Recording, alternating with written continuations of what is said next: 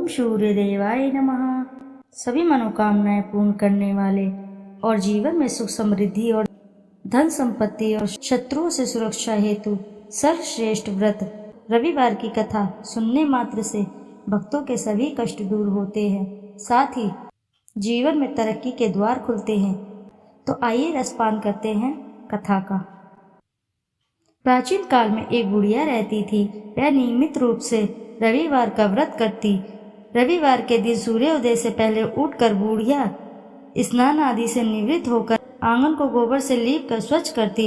उसके बाद सूर्य भगवान की पूजा करते हुए रविवार की व्रत कथा सुनकर भगवान सूर्य को भोग लगाकर दिन में एक समय भोजन करती। सूर्य भगवान की अनुकंपा से बुढ़िया को किसी प्रकार की चिंता व कष्ट नहीं था। धीरे धीरे उसका घर धन धान्य से भरता रहा। उस बुढ़िया को सुखी देखते हुए उसकी पड़ोसन उससे बुरी तरह जलने लगी। बुढ़िया ने कोई गाय नहीं पाल रखी थी, अतः वह अपनी पड़ोसन के आंगन में बंधी गाय का गोबर लेकर आती। पड़ोसन ने कुछ सोचकर अपनी गाय को घर के भीतर बांध दिया। रविवार को गोबर न मिलने से बुढ़िया अपना आंगन नहीं लीप सकी। आंगन न लीप पाने के कारण उस बुढ़िया ने सूर्य भगवान को भोग नहीं लगाया और उस दिन उसने स्वयं भी भोजन नहीं किया। सूर्यास्त होने पर बुढ़िया भूखी प्यासी सो गई। रात्रि में सूर्य भगवान ने उसे स्वप्न में दर्शन दिए और व्रत करने की तथा उन्हें भोग न लगाने का कारण पूछा। बुढ़िया ने बहुत ही करुण स्वर में पड़ोसन के द्वारा घर के अंदर गाय बांधने और गोबर न मिल पाने की बात कही। सूर्य भगवान ने अपनी अनन्य भक्त बुढ़िया की परेशानी का कारण जानकर उसके सब दुख दूर करते हुए कहा, हे माता, तुम प्रत्येक रविवार को मेरी पूजा और व्रत करती हो। मैं तुमसे अति प्रसन्न हूँ और मैं तुम्हें ऐसी गाय प्रदान करता हूँ जो तुम्हारे घर आंगन को धन्य धान्य से भर देगी, तुम्हारी सभी मनोकामनाएं पूरी करेगी। रविवार का व्रत करने वालों की मैं सभी इच्छाएं पूरी करता हूँ।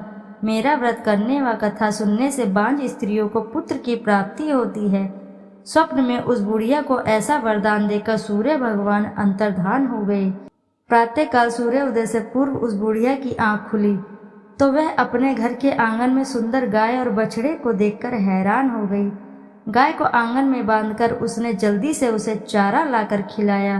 पड़ोसन ने उस बुढ़िया के आंगन में बंधी सुंदर गाय और बछड़े को देखा तो वह उससे और अधिक जलने लगी। तभी गाय ने सोने का गोबर किया।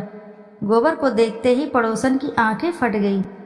पड़ोसन ने उस बुढ़िया को आसपास न पाकर तुरंत उस गोबर को उठाया और अपने घर ले गई तथा अपनी गाय का गोबर वहां रख आई। सोने के गोबर से पड़ोसन ने कुछ ही दिनों में धनवान हो गई।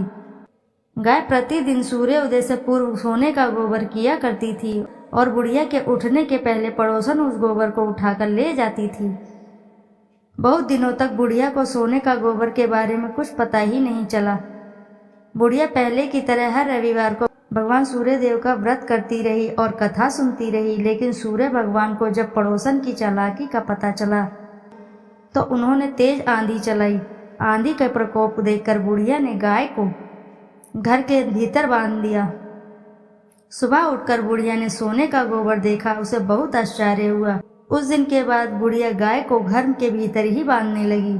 सोने के गोबर से बुढ़िया कुछ ही दिनों में बहुत धनी हो गई। उस बुढ़िया के धनी होने से पड़ोसन बुरी तरह जल भूनकर राख हो गई और उसने अपने पति को समझा बुझाकर उस नगर के राजा के पास भेज दिया। राजा को जब बुढ़िया के पास सोने के गोबर देने वाली गाय के बारे में पता चला तो उसने अपने सैनिक भेजकर बुढ़िया की गाय लाने का आदेश दिया। सैनिक उस बुढ़िया के घर पहुंचे। उस समय बुढ़िया सूर्य भगवान को भोग लगाकर स्वयं भोजन ग्रहण करने वाली थी। राजा के सैनिकों ने गाय और बछड़े को खोला और अपने साथ महल की ओर ले चले गए। बुढ़िया ने सैनिकों से गाय और बछड़े को न ले जाने की प्रार्थना की। बहुत रोई, बहुत चिल्लाई, लेकिन राजा के सैनिक नहीं माने। गाय व बछड़े के चले जाने से बुढ़िया को बहुत दुख हुआ।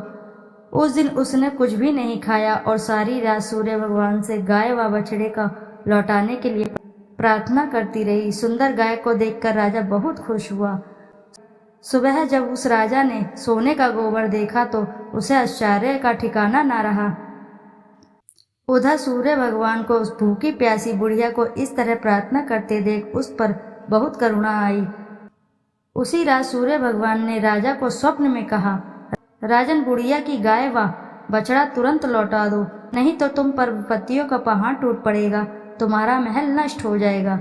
सूर्य भगवान के स्वप्न से बुरी तरह भयभीत राजा ने उठते ही गाय और बछड़े को तुरंत लौटा दिया। राजा ने बहुत सा धन देकर बुढ़िया से अपनी गलती की क्षमा मांगी। राजा ने पड़ोसन और उसके पति को उनकी इस दुष्टता के लिए दंड भी दिया। फिर राजा ने पूरे राज्य में घोषणा कराई कि सभी स्त्री पुरुष रविवार का व्रत किया करें।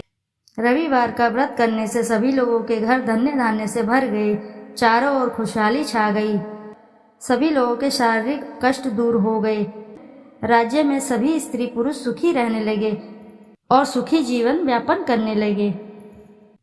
बोले सूर्य देव की जय।